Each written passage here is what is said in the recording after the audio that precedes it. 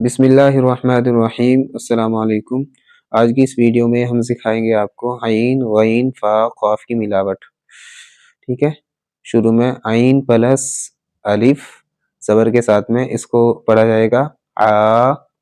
ठीक है, गईन प्लस पे ज़बर के साथ में इसको हम पढ़ेंगे गप।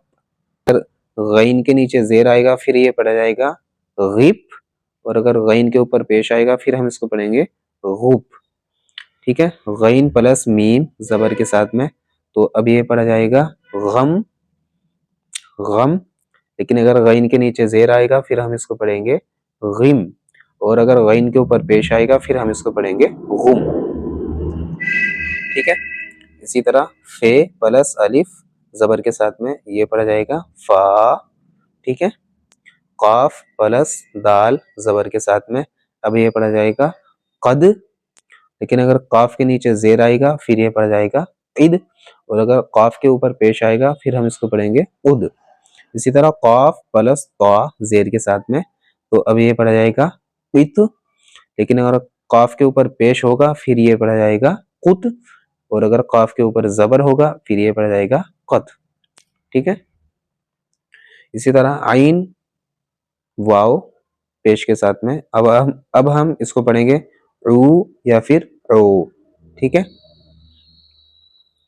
गईन टे ज़बर के साथ में अब ये पढ़ा जाएगा गट।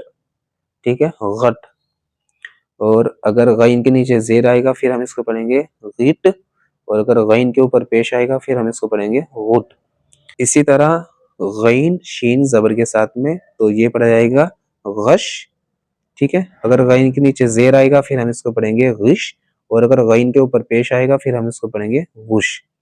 इसी तरह गईन फे ज़बर के साथ में अब ये पढ़ा जाएगा गफ, और अगर गईन के नीचे जेर आएगा फिर हम इसको पढ़ेंगे गिफ, और अगर गईन के ऊपर पेश होगा इसको हम पढ़ेंगे गुफ। ठीक है, इसी तरह फे और कौफ ज़बर के साथ में अब ये पढ़ा जाएगा फ़क।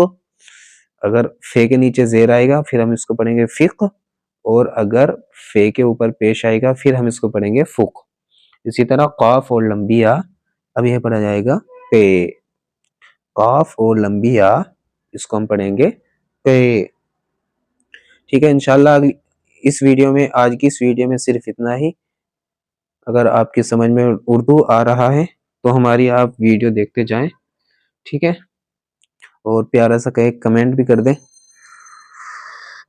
इंशाल्लाह अब हम आपको अगली वीडियो में मिलते हैं।